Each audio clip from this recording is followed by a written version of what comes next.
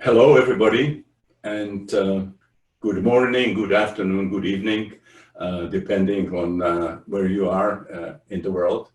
I would like to welcome you all to our eighth module of the telecourse on the way of the psychonaut, where we'll be focusing on self-healing intelligence that manifests in holotropic states of consciousness, and what we learned using this self-healing intelligence about somatic and psychosomatic symptoms that can appear as part of various forms of psychopathology, and also that can emerge in the course of the work with holotropic states of consciousness. I would start by pointing out something that I already mentioned in the past, and that is the amazing situation in the world of psychotherapy. The number of different schools that we have, and the absolute lack of agreement and unanimity about some of very fundamental issues, which is what are the dimensions of the human psyche? What are the major motivating forces in the psyche?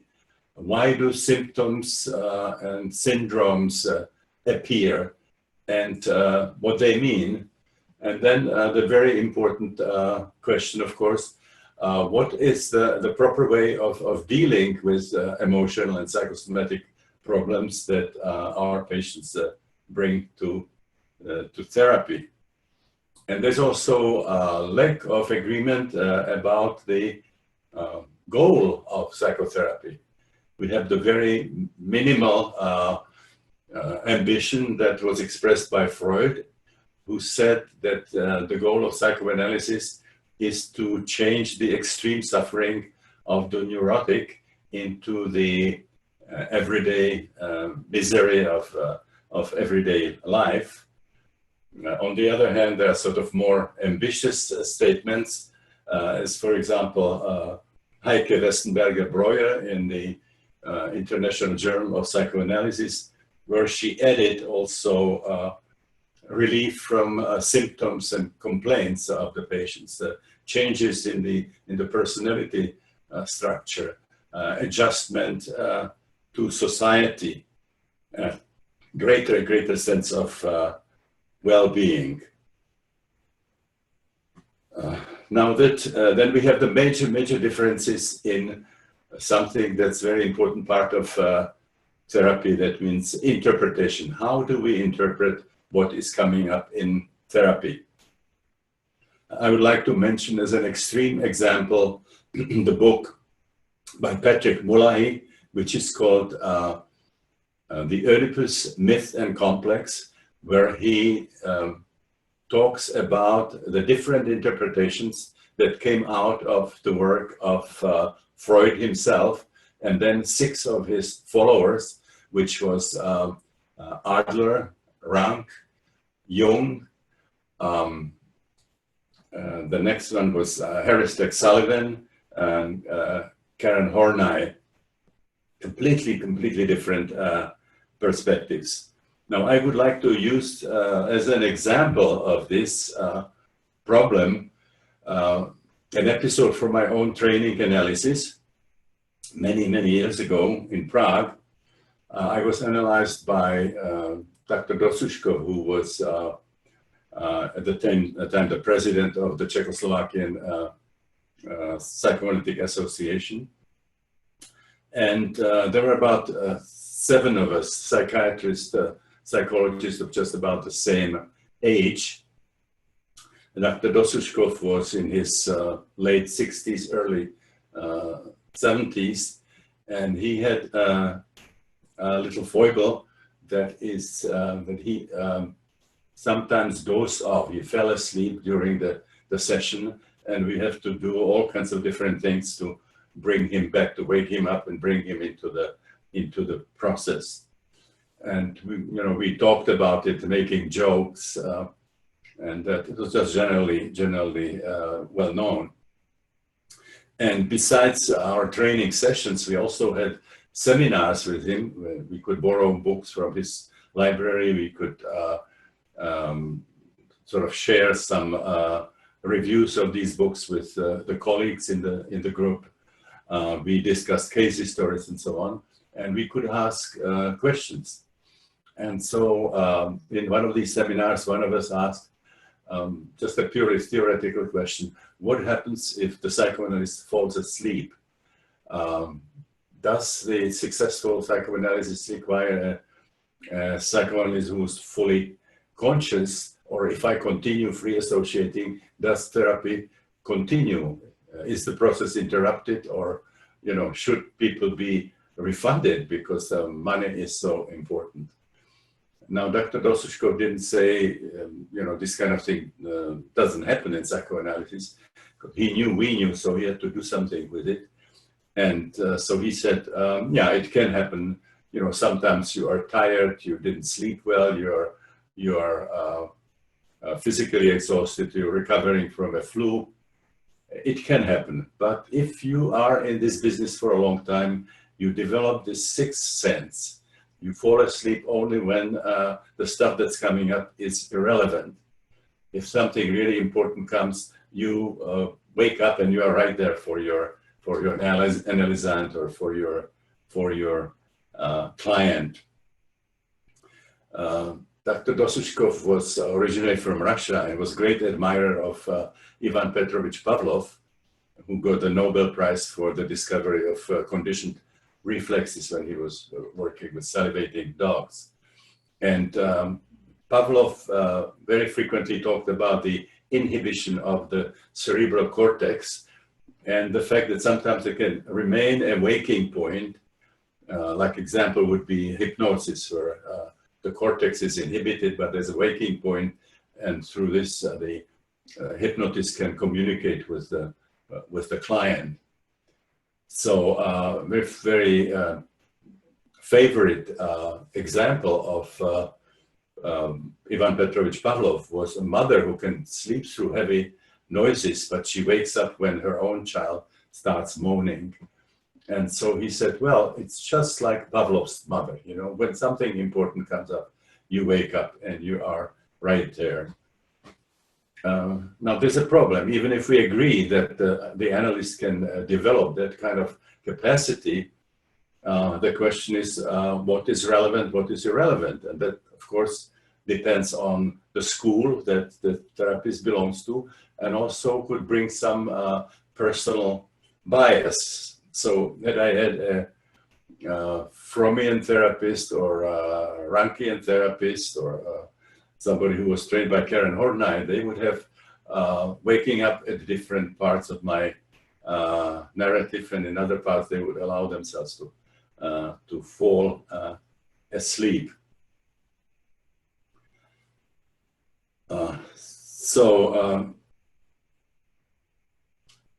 This, of course, brings a very important question, because there are such differences between how different schools understand the human psyche.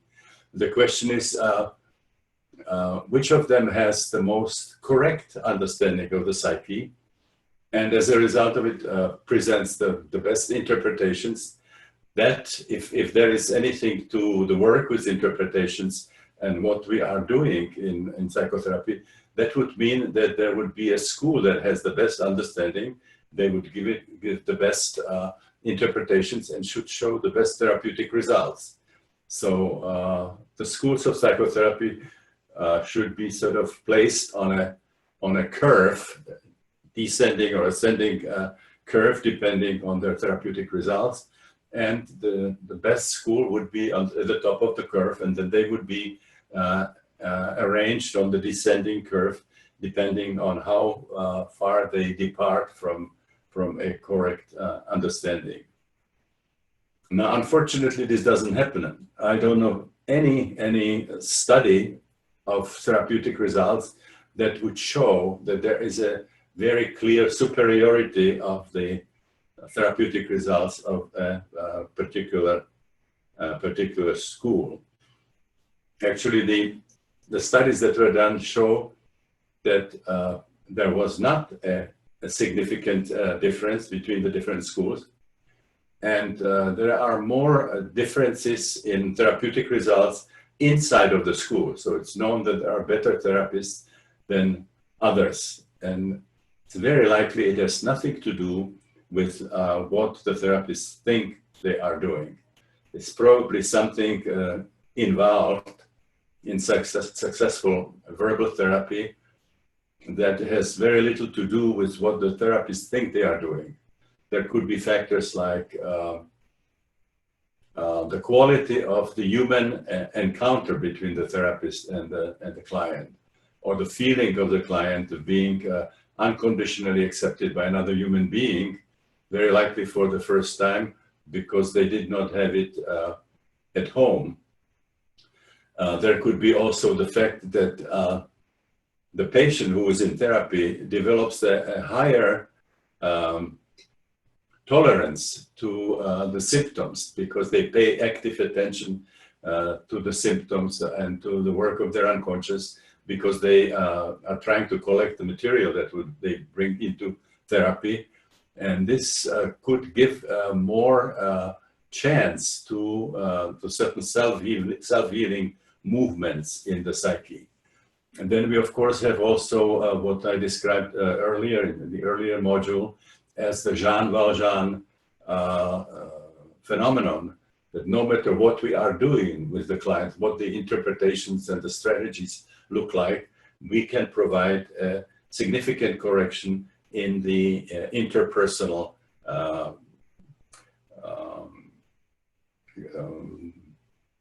capacity of the patient, that we can break some of the negative feedback loops that develop in the life of the person as they are growing up. Now, there were some results that of these studies that were very pessimistic. Probably the worst of them is Hans Eysenck, who was a German therapist who lived in England, who studied the results of psychoanalysis, and they actually felt that those patients who have longest therapy have the least positive results. And he expressed it in a very succinct way. He says that there's no proof that psychoanalysis is any more effective than talking with a friendly neighbor or a friendly uncle. The last very interesting, important book that I read was something that was published by Arco and Julia Frank, which was called Psychotherapy of Hope. And again, they showed there are no significant differences between schools if you study the therapeutic results.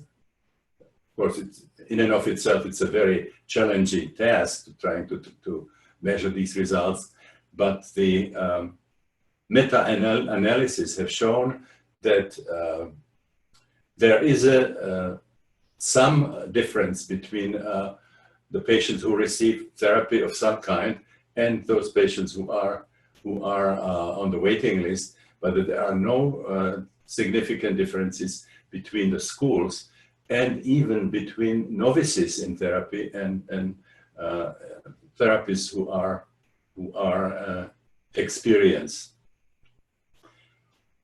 So, the way it is now is that if we have a problem, we could flip a coin, we could choose a school, and with each school we would get a different interpretation, different explanation, what is wrong with us, and we would be also offered a different kind of therapy as a kind of scientific method of choice to deal with that problem.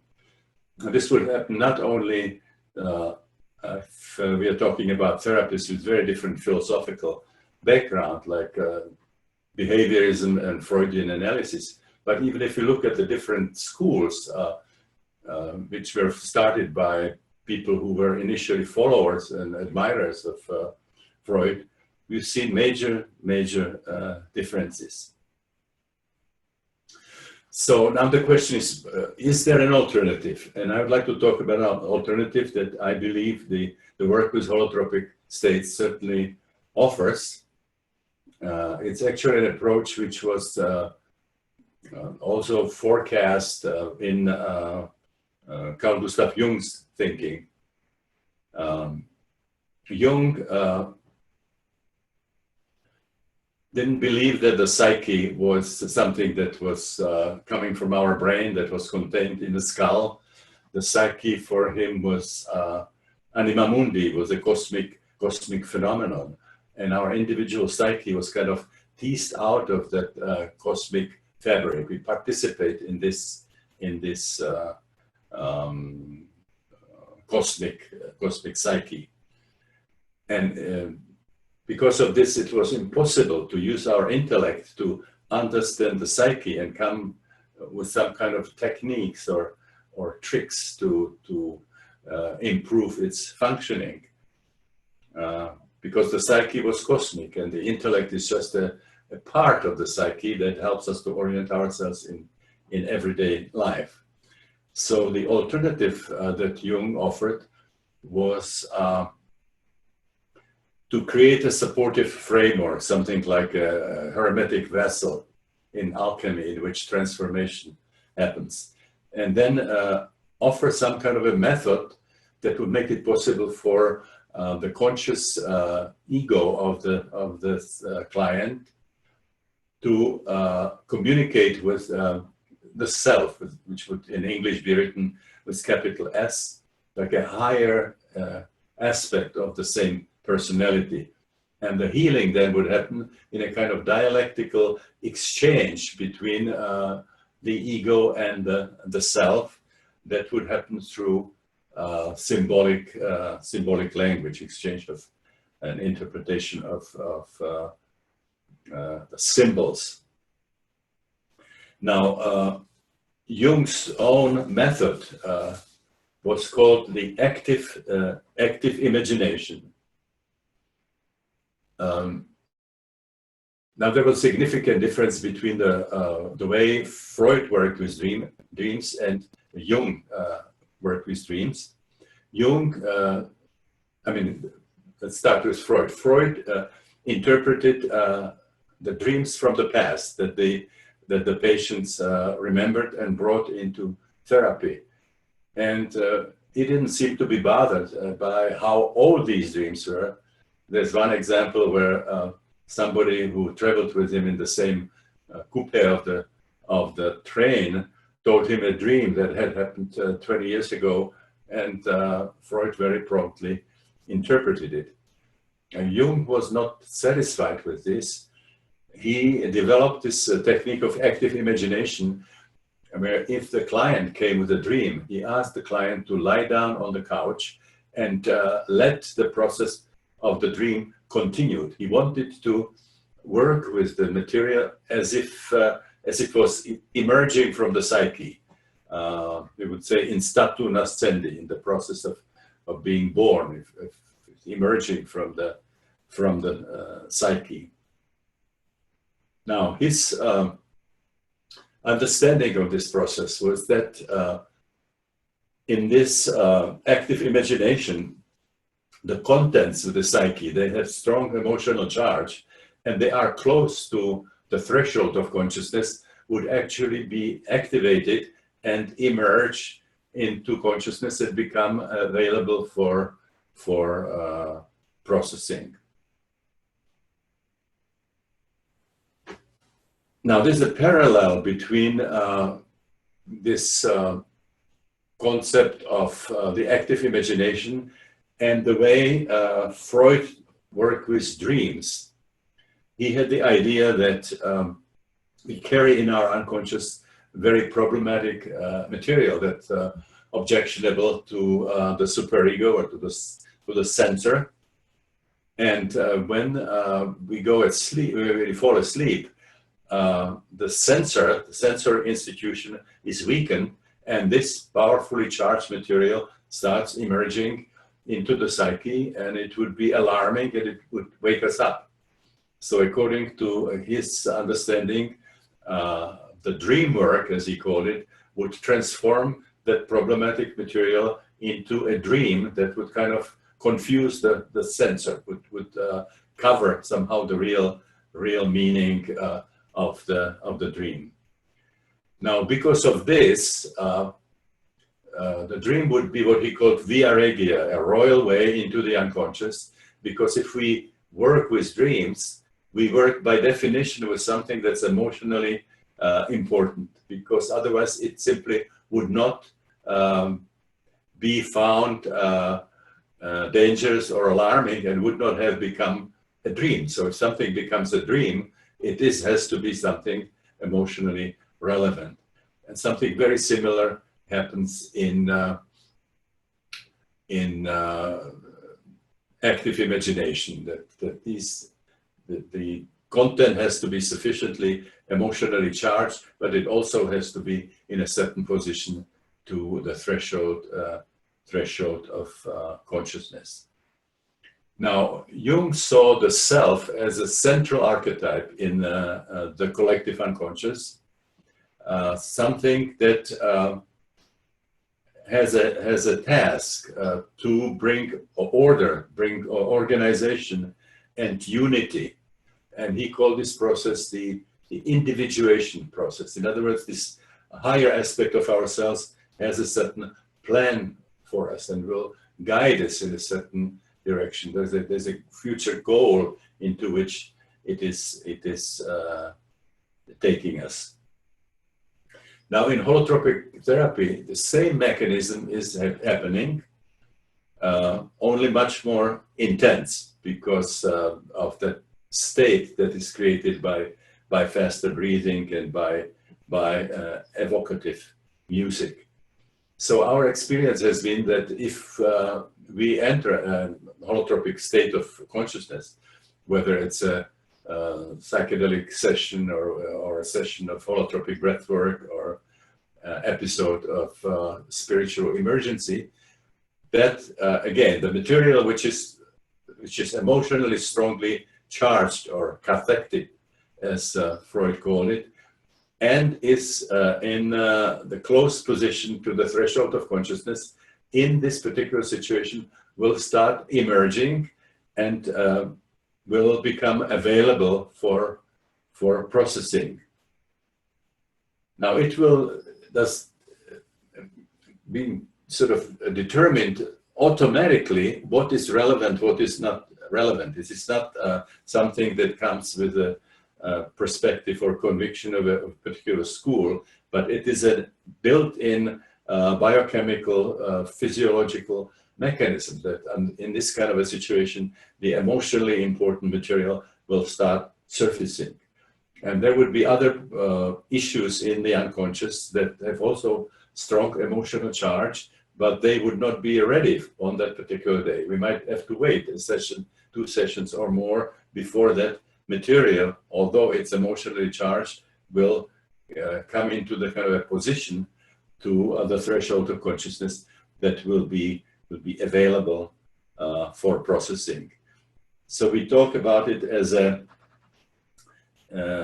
inner radar that kind of scans the psyche and the body and finds the areas which have a very strong emotional charge. One of my clients created a very interesting simile that describes a similar process. He says what's happening in these holotropic sessions is as if we have a river and there are boulders in the riverbed. The surface of the river is the threshold of consciousness, and the boulders represent the material in the unconscious. Now, if we now either lower the surface of the river or we lift the bed of the river, then there are certain stones that would emerge. And then later, when the process continue, the surface is lowered again, or the riverbed is lifted. And this is something that happens quite automatically. Now, in other forms of therapy, psychotherapy, you do not find this kind of help of this particular mechanism. I know one system that can do that without the help of a holotropic state of consciousness, and that of all systems is Dianetic, developed by Ron Hubbard. It's a very, very controversial system, but it involves auditing during the discussions about the audited person's problems. There's a use of electrometer, which is the similar principle as in the lie detector, so that when something really relevant comes up, emotionally relevant, you get a reading. But again, it's not relevant because the particular school tells you, but because this is objectively detected by the electrometer. And Hubbard using that, and Scientologists using this auditing came up with very similar conclusions that we came up with psychedelic sessions and then later breath work. For example, they discover that the birth trauma has a very strong emotional charge, and it's included in their cartography, unlike in the cartography of mainstream psychiatry and psychology. They also were taken by this electrometer to past life memories, which are also included.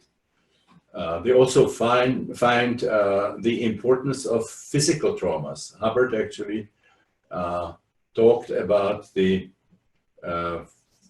physical traumas as being the primary, as being the engrams, and the emotional traumas were secondaries, as he called it, and they were taking their power from their connection with the engrams.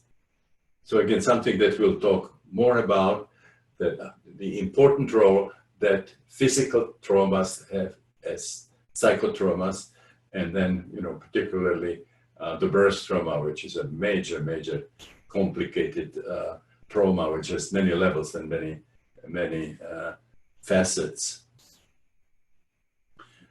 Now, unfortunately, there was this kind of a healthy element in Dianetics, but later it became this Church of Scientology, which showed a lot of expansionism and very immoral practices, where they were trying to control the private lives of their members in the way we have seen in television, in relation to Hollywood actors and so on.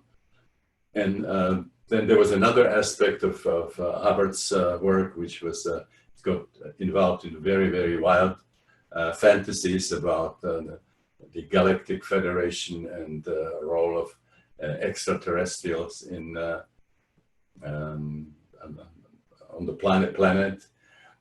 He believed that you can become a clear when you have solved all the problems. You can become an operating thetan, from theta, as it is called, where you would be a pure spirit to has a control over space and time and matter and so on.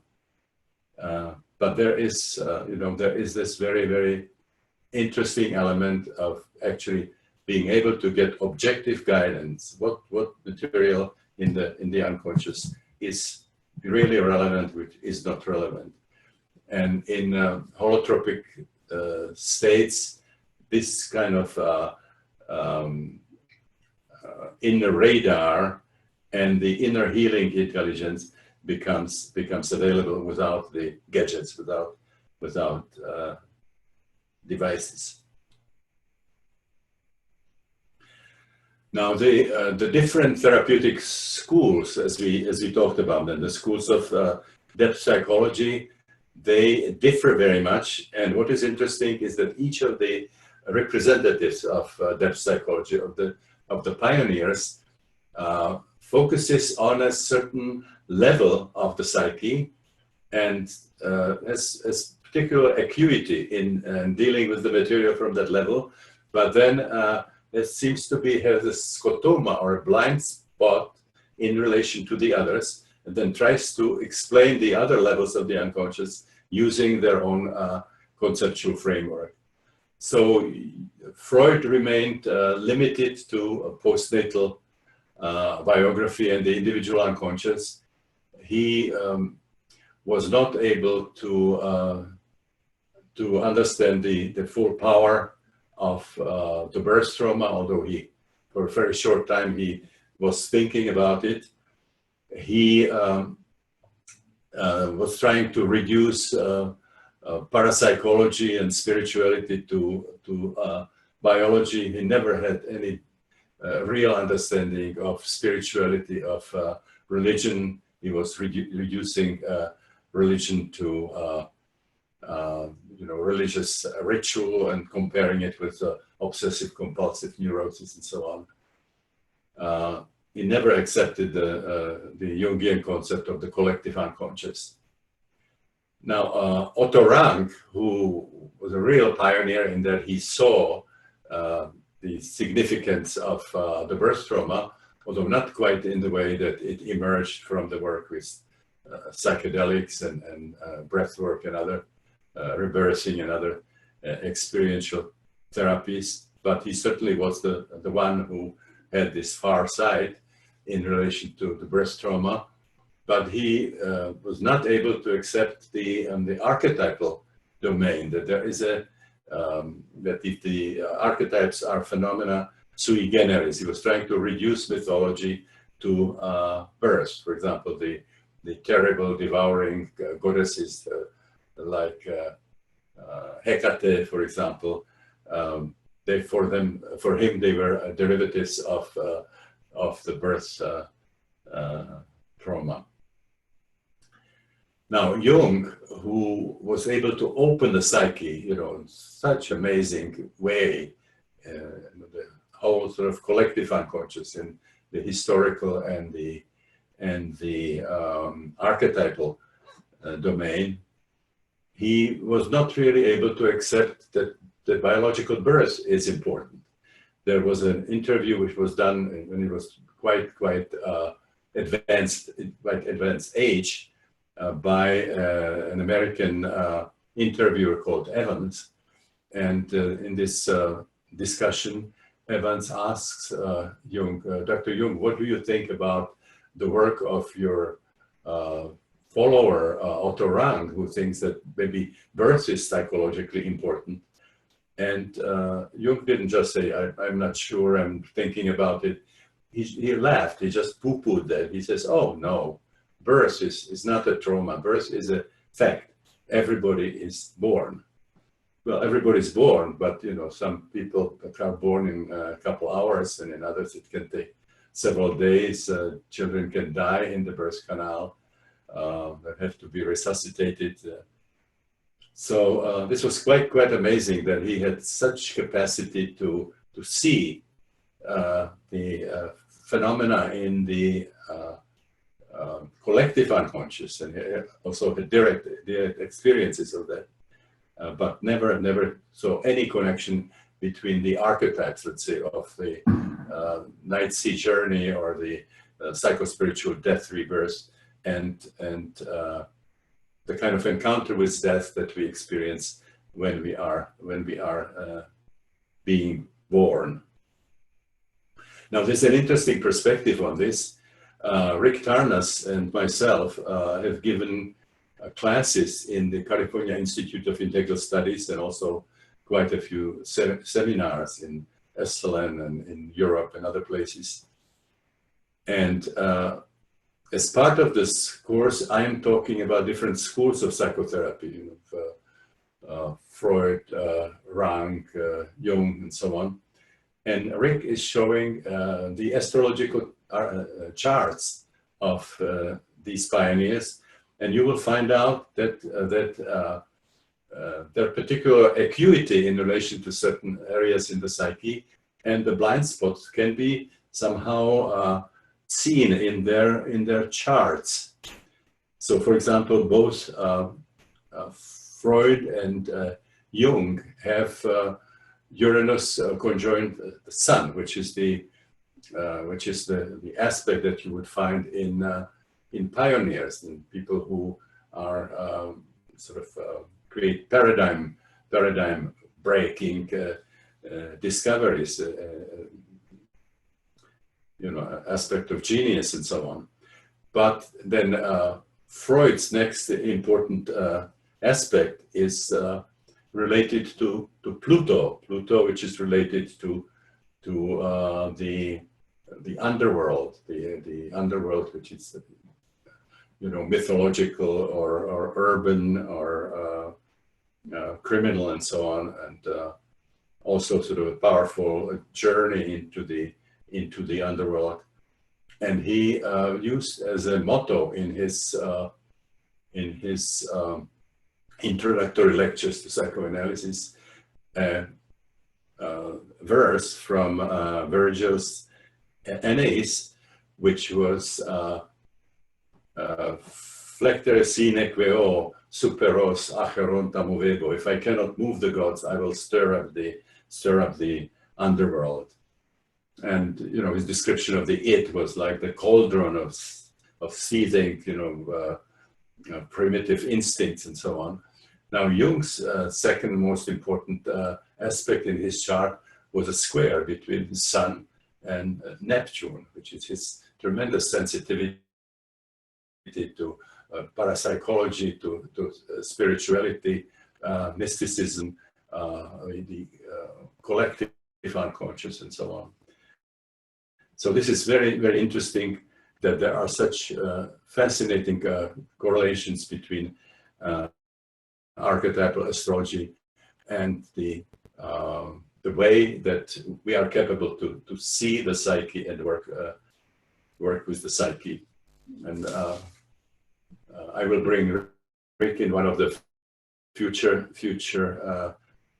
modules, and also will give you some material as something that's for deepening of the learning, that you would get some sense for the importance of archetypal astrology for the work with holotropic states.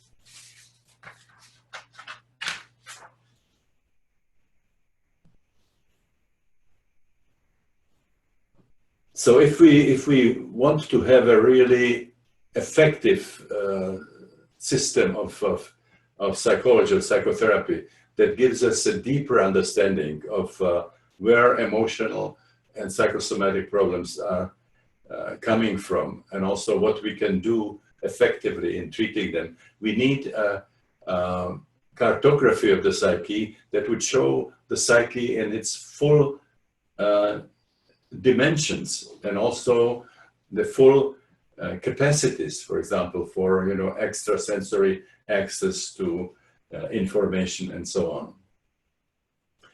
When Francis Vaughan, one of the pioneers of transpersonal psychology, was asked what makes a transpersonal therapist, she said it would be the large understanding of the psyche that would include, of course, the transpersonal dimension. The content of the session would come from the client. So if the client brings problems related to divorce or death of the father, that's what the session would be about. The therapist would simply follow the client into that area. But on the other hand, if the process moves into some higher levels or deeper levels, if you want, into the perinatal or into the transpersonal, the therapist has to have a large enough conceptual framework to be able to follow the client into those areas, and not to see it as something that's related to pathology, to have the feeling that the client is moving out of the range that can be worked with in psychotherapy. So I myself started doing psychotherapy equipped with my medical studies, in studies of psychiatry, and then also was in training in psychoanalysis that I already described. So I had a very narrow map, which I inherited from my teachers in psychiatry, and then also from my analyst, where the psyche was simply limited to what happens after birth. I mentioned already before the saying by Freud that the newborn is a tabula rasa. There's nothing of any interest that precedes birth, including birth itself. Now, it turned out that when I brought in LSD and then other psychedelics, that there was this guiding principle. There was a self-healing capacity of the psyche that was taking the clients to the roots of the problems which they brought into therapy, whether they were emotional or psychosomatic. So there was this inner radar and this inner healing intelligence that was taking us deeper and deeper to the roots. And I had to willy-nilly follow that. I knew there was nothing good way of stopping psychedelic session. That's the worst thing you can do, because you usually do it when something difficult is being experienced, and that introducing a tranquilizer means to freeze it in that position. So sometimes people who were treated this way and they got tranquilizers during a bad trip and then were put on maintenance dosages, they sometimes years later were still stuck in that place, when it would have been very easy to help them to resolve the session when it was happening. So this kind of self-healing intelligence first took me to the understanding of the importance of physical traumas as psychotraumas. People were living situations of near drowning or something that happened during difficult childhood disease, when they were choking, like a croup or diphtheria or whooping cough and so on, or something that was a physical assault, with choking by alcoholic father or as an older sibling and so on. It also, because we were using medium dosages at that time, it also took me layer after layer, and this led to the discovery of the COEX system, of the layered constellations of memories. I think I already might have mentioned that one of my patients called it the onion peeling of the psyche. Another of my clients called it, it's like chemoarchaeology. You kind of go layer after layer, and you can see how things are interconnected from different layers, and also how the different layers of traumatic memories are associated with the symptoms, at which point the symptoms will get activated or alleviated or disappear. So this was this discovery of the importance of physical traumas as psychotraumas, and then the discovery of the COEX system. This was all basically following the self-healing intelligence, as it was guiding me in the work with the patients, and then also I was doing my own self-exploration parallel to the client. So I was discovering the same mechanisms in my own psyche, in my own process. Okay, so again, following this spontaneous healing intelligence, I was able to find out that there are experiences which current psychiatry would treat as psychotic, that actually could be understood in a very, very different way.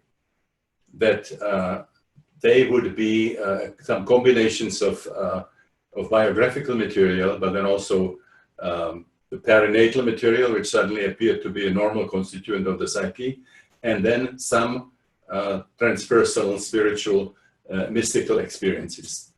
Now, they occurred on the same continuum with the experiences from infancy and childhood. So it was very difficult to say up to here we are dealing with normal psychology, and now on the same continuum suddenly we are in the realm of psychosis. As I mentioned, it was also not desirable to try to stop this when it was going into the perinatal experiences, although they obviously looked pretty scary initially, pretty dramatic before I became comfortable and familiar with them. But if we stayed with them, I saw that as challenging as they were transformative. They were healing. They also were revealing somehow yet unrecognized dimensions in the psyche. So it suddenly made a lot of sense to simply change my own understanding of what was happening here.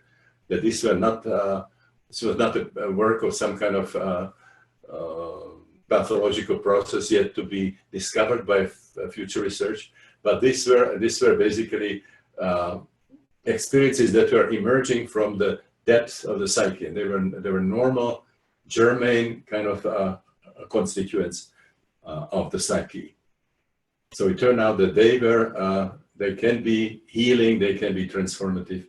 And so this was the beginning of the concept of spiritual emergency. That there's a very large subgroup of non-ordinary states of consciousness that are diagnosed as psychosis, but a much better understanding is that these are crises of a powerful self-healing process in the psyche, and that it's a transformative process and possibly even an evolutionary process. Now, there's another very interesting thing that I would like to mention that's related to this self-healing intelligence, and that is that resolution sometimes of quite difficult clinical problems happened in a absolutely surprising, totally unexpected, sometimes bizarre way. Then the self-healing intelligence took people into certain areas which normally we would not think about as being potentially related to symptoms that the patients are suffering from. And I would like to give an example, the story of a young woman whom I call Gladys in my books. She was in our 5-day workshop at Esalen. And as we were going around the circle before the sessions, she shared with us that she has been suffering for 3 or 4 years by pretty severe depression. That was much worse in the morning. It took her up to 2 hours to get going in the morning, just to brush her teeth, take a shower, put her clothes on, and be ready to walk out of the house.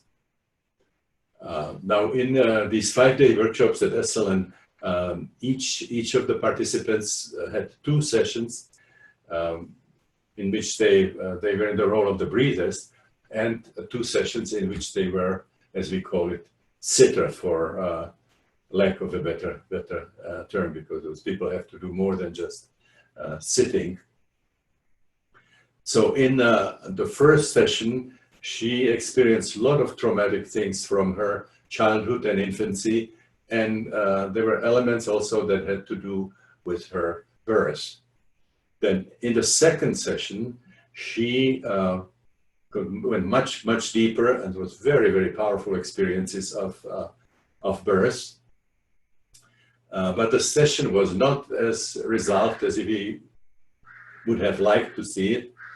This is quite rare in case you do good body work. But what happened is that the next day was the last day of the workshop at Esalen, where we usually planned what we call open forum, where people can ask questions about their own process, about holotropic breathwork, the technique, or about theory. We can just take it in any direction that participants are interested to go into. And she came into that session in a very active, kind of agitated state. So instead of having an episode of depression, she was now overactive. And as we looked at her, we saw that we couldn't do the open forum, that there was something that we really had to complete. So we asked the group if that was okay, and we invited her to the middle of the room and asked her to lie down. All she had to do was take a few more deep breaths, and the process continued. She really went into powerful episodes of birthing. And then as it was getting sort of less dramatic, the voice that was coming out of her mouth started increasingly looking like something that was in an unknown language. And then as she continued, it became very repetitive and had a kind of a haunting, melancholic quality. And she sat up and then was sort of accompanying with gestures, kind of like a prayer, and still repeated several sentences around. And this took, I think, about maybe 45 minutes, and then this chant ended, and she lied back, and she was like in a bliss. She was very a very kind of an ecstatic expression in her face, and was very deeply relaxed. And as this was happening, the chanting and then the resolution, people in the group were sitting, many of them into a lotus position, meditating, quite a few of them tears in their eyes or even crying. And nobody understood what was happening, what this was about. Now we happen to have in the group psychoanalyst Carlos from Buenos Aires, who came to us, and he said, "This is fantastic. Do you know what happened?" And we said, "No." And he said, "She was chanting in perfect Sephardic language." Carlos was Jewish, and this Sephardic language is a Hebrew Spanish hybrid or Ladino. It's a medieval mixture of Hebrew and Spanish, and he had this just as a hobby. He happened to know the language, and so we said, "Well, what was she chanting?" And he said she was chanting, "I am suffering, and I will always suffer. I am crying, and I will always cry. I am praying, and I will always pray."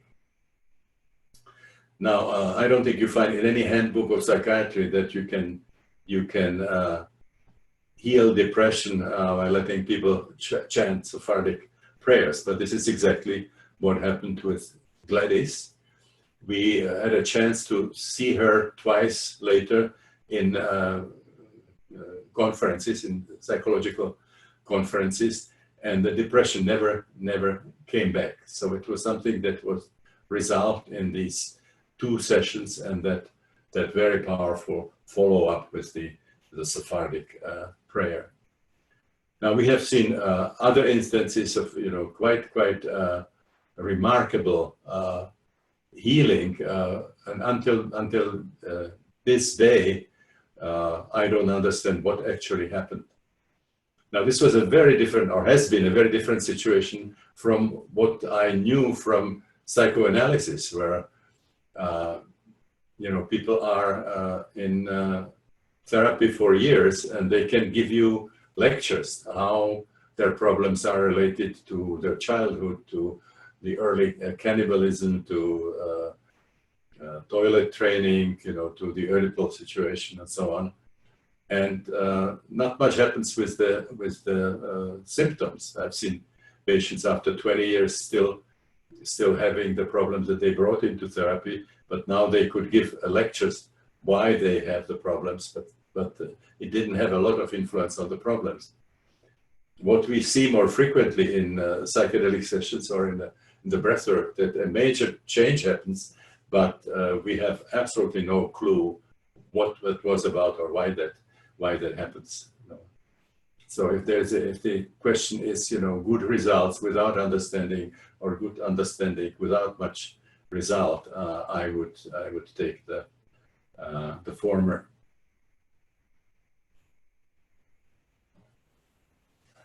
Now, there's very, very important insights. These are related to the inner healing intelligence, have to do with understanding of psychosomatic problems, psychosomatic diseases, and also physical symptoms in sessions of people who might have come with other kinds of problems that also had some kind of a physical component. So there are many, many conditions when the combination of emotional problems and also something physical. So for example, people who suffer from depression, they can have headaches, they can have pressure on their shoulders, they can feel heaviness on their chest, there could be amenorrhea, there could be a loss of appetite, there could be all kinds of physical pain, there could be shifts of distribution of water and so on. And there are, other emotional problems that have also various physical components, like breathing difficulties, or constipation, or diarrhea, or palpitation, for example, vascular irregularities, and so on. So again, what happened as a result of this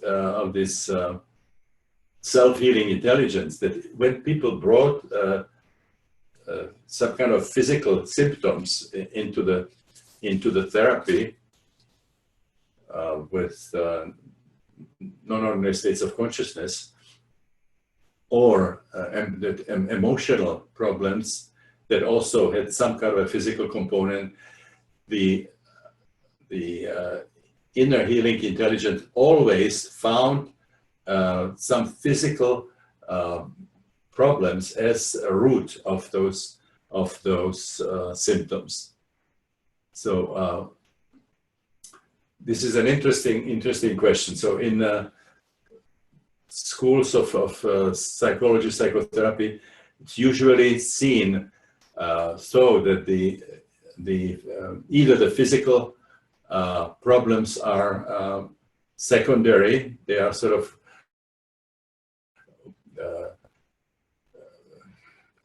symbolic expression in body language of something that primarily is an emotional trauma, is an emotional conflict. So it's a psychological problem expressed in body language, like in hysteria, the conversion symptoms, or it would be seen as a situation where the physical problems are primary, and then the client has an emotional reaction to the complaint, which is physical in nature.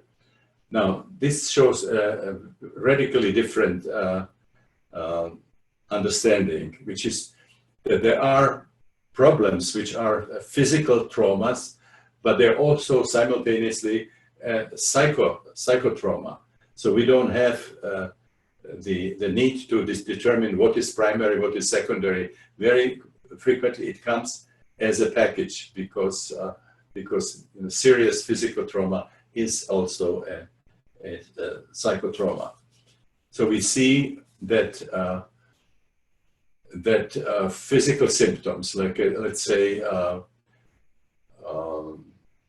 psychogenic asthma or some other serious problems with breathing that don't have the biological basis, can be traced back to situations that involved that particular symptom as an integral part of the traumatic situation. So sometime in the past, I already mentioned that, for example, behind psychogenic asthma, you can see a COEX system where it would be episodes, traumatic episodes from different periods of life, where the common denominator is choking. So it's an incomplete, unfinished gestalt of a situation that involved choking in the first place, near drowning,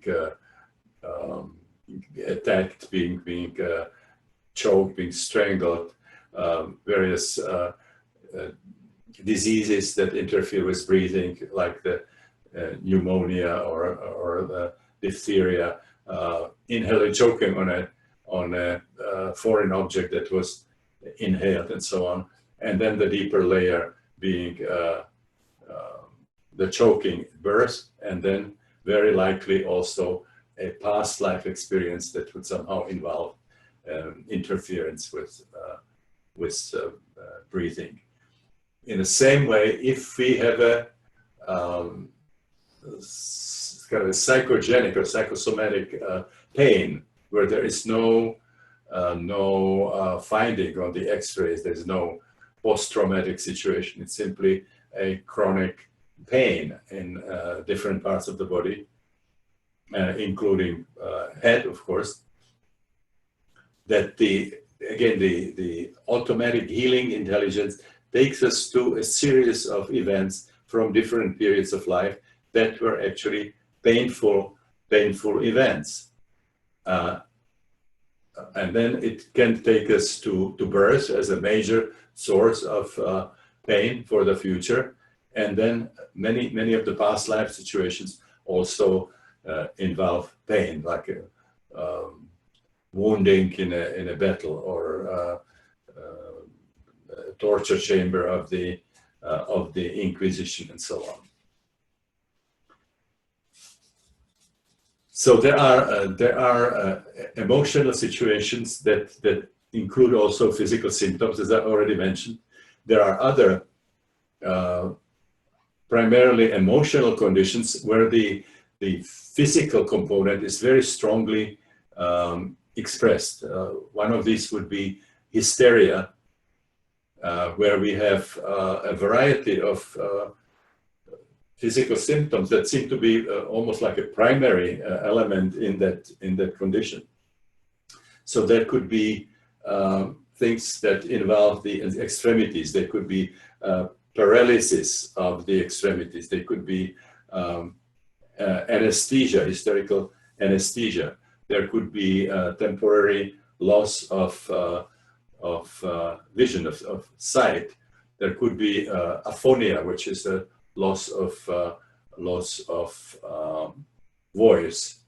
There could be a major hysterical attack or spell, where the patient might end up on the floor, sort of rolling around, making a lot of pelvic movements that sort of seem to emulate sexual intercourse. There could be forceful laughing mixed with crying, and so on.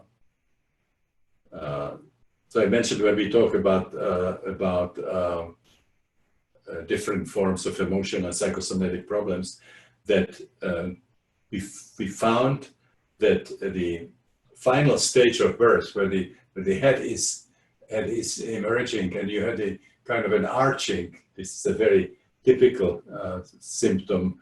It's part of the hysterical spell, the opisthotonus and the arching back with the head.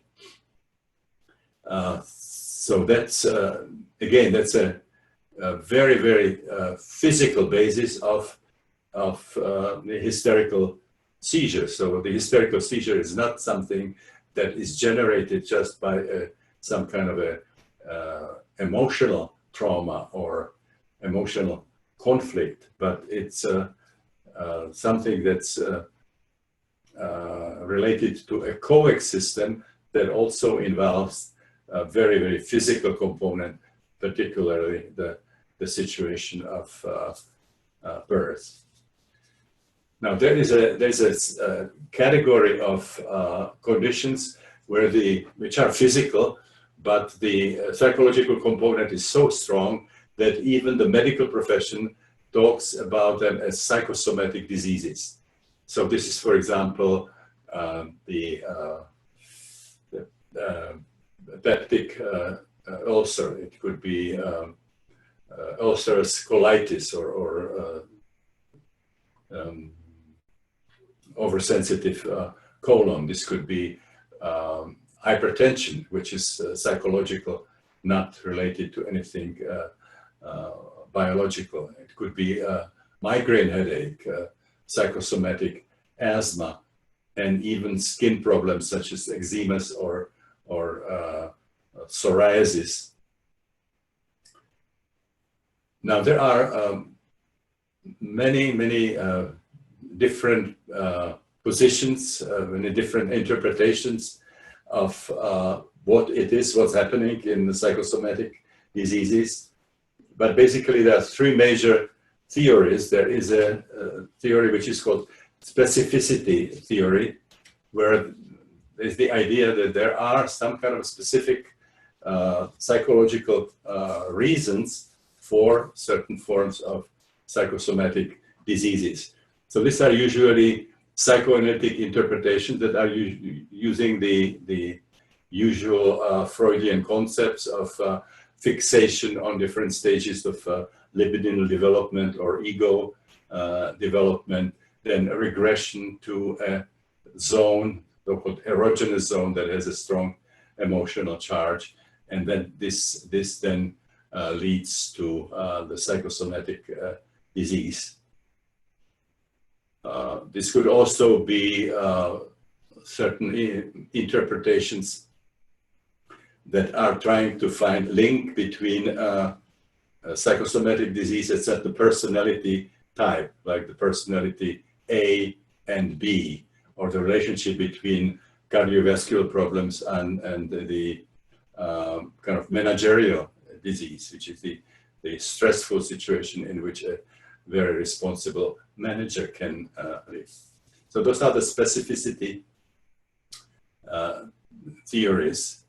Franz Alexander, who was the founder of psychosomatic medicine, differentiated the problems which are created by conversion, by the psychological problem being expressed in body language, and psychosomatic diseases, where he is focusing more on the sort of unspecific emotional response. If we are in a situation of rage or anxiety or sadness, grief, and so on, this creates a certain kind of emotional complex that then creates the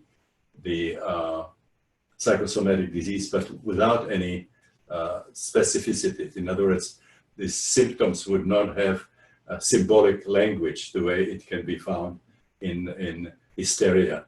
The symptoms don't protect the client from anxiety, which is the way these conversion symptoms are interpreted in psychoanalysis.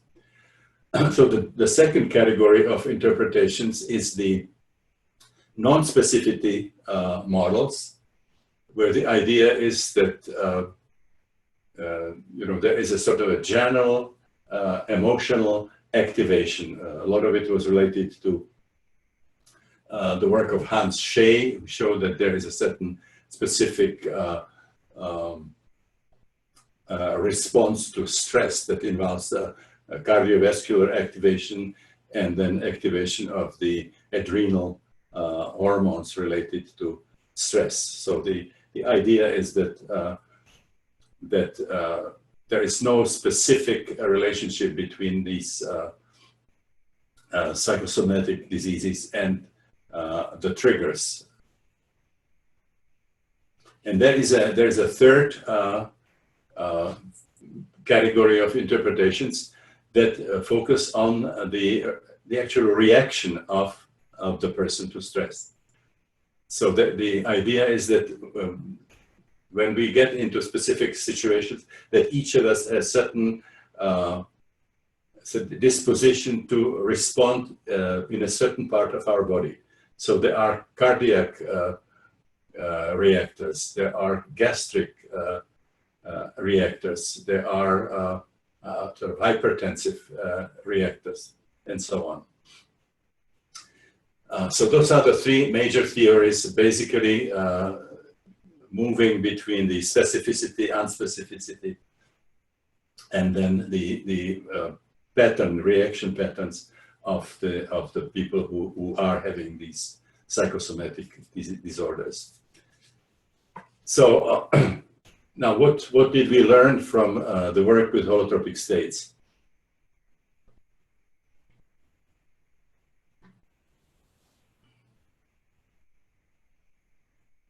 Now, the schools of depth psychology, they're usually trying to explain the physical symptoms as being expression of traumatic situations or conflicts in body language. There's a kind of a strange body symbolism involved. For example, asthma would be interpreted as cry for the mother, or on the other hand, a result of a very oppressive kind of a choking influence of one's mother. If it's gastric problems, it would be expression of the fact that the person is not able to swallow or stomach something. If it is a pressure on the shoulders, the idea is that one carries a lot of responsibility.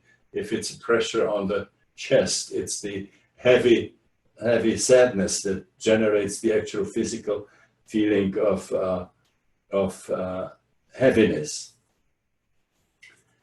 Now this is obviously not very convincing. Now more convincing is the work of Wilhelm Reich, who talked about the character armor that. This is not just the people who are suffering from psychosomatic diseases who are exposed to some of the situations that Freud was talking about, like seeing or experiencing something. For example, this famous primal scene of observing the intercourse of the parents in the bedroom and so on. But that what's behind neurotic symptoms and psychosomatic symptoms is a real bioenergetic gem, that's a muscular armoring. Now he believed that this is a result of a conflict which we have in relation to our sexuality and the society in which we are living. That the oppressive influence of the society doesn't allow us to have full sexual release, full sexual satisfaction, and that the libido is kind of a jamming, creating the character armor, and then it expresses itself in deviant forms, in form of neurosis or perversion. And he also, as I talked about it, believed that this can, on a collective level, lead to sort of perverted forms of social structures like Nazism, fascism, and so on. Now, this is very close to what we see in holotropic states of consciousness, where we discover that we actually carry an enormous amount of pent-up energy, bioenergy, if you want, in the body, also pent-up emotional energy, but the source of it doesn't seem to be jammed libido from unsatisfactory sex, but there would be from the perinatal, from the biographical level, situations which created this, particularly situations of physical trauma. Enormous amount of this jammed energy would be coming from from birth. We could have spent hours in the birth canal being very activated, being scared, suffering, not being able to breathe. The enormous amount of energy was generated and stayed in the system. So the little crying that happened after birth was trivial as compared to what would be necessary to really emotionally process that kind of a situation. Now, in the work with holotropic states, again, it would be a coax system, which would be have different layers of situations that are both emotional trauma and physical trauma. Again, postnatal, perinatal, prenatal, and it could be also coming from the transpersonal level. Now, this offers a very interesting way of clarifying somehow the issues in the theoretical systems trying to explain psychosomatic disorders. We would have a coax system that has the layers which involve postnatal dynamics. In other words, the things that happen in the postnatal life, which would be could be interpreted psychoanalytically, the way some of the people try to refer to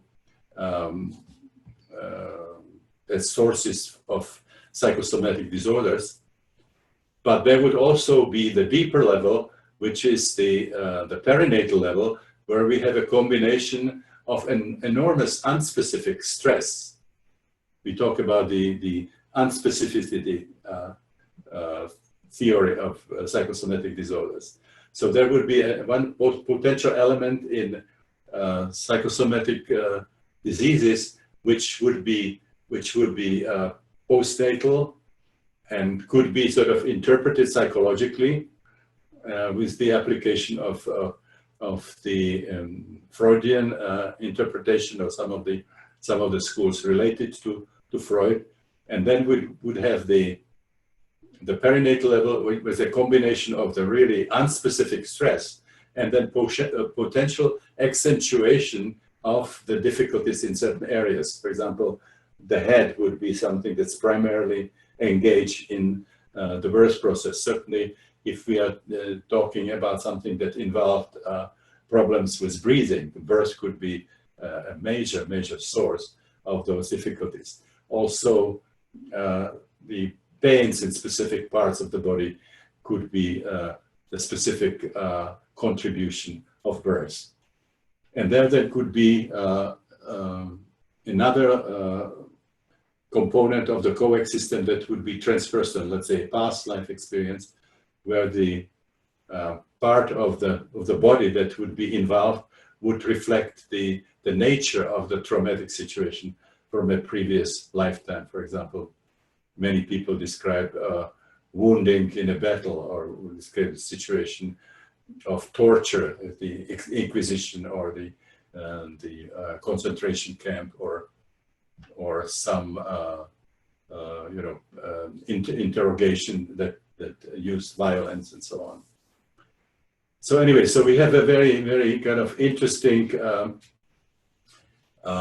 observation from the work with holotropic states that show that if we have a problem which has physical symptoms, that the spontaneous healing intelligence is always going to take us as sources of this problem to situations that actually involve some kind of a physical injury, some kind of a physical insult.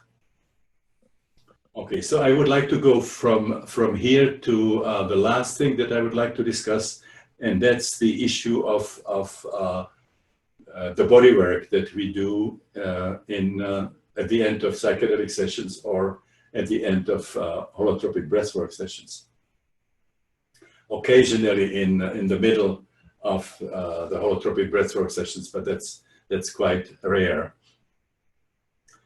Now, the basic idea is that we carry in our unconscious a lot of traumatic memories with a strong emotional charge and also pent-up physical tensions associated with it.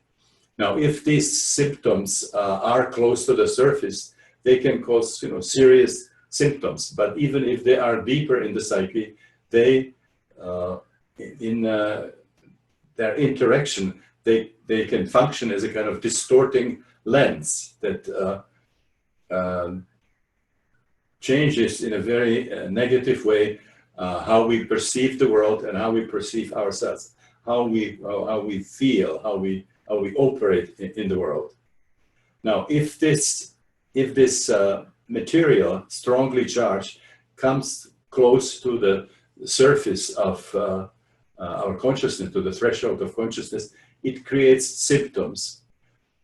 Now, in the holotropic understanding, the symptom is an expression of a healing impulse, healing movement in the psyche, very much described in homeopathy. In homeopathy, the symptoms are seen as an expression of a healing impulse. So they're trying through the homeopathic remedies actually temporarily intensify the symptoms, and that would reach to healing. They're supporting the healing movement in the psyche. So this is very, very similar. It's actually the opposite of what most of psychiatry is doing today. It's focusing on suppression of symptoms and calling it therapy. This is not therapy. This is a symptomatic relief without changing anything in the underlying condition. So this uncovering approach, if you want to cooperate with the symptoms, you want to intensify the symptoms, you want to support the healing impulse in the psyche.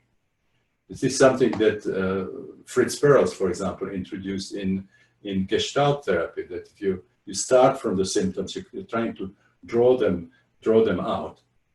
So the breathing creates or the administration of the psychedelic creates a situation where these symptoms are now emerging into consciousness, and they are revealing somehow the content, the specific situations that cause those different forms of discomfort.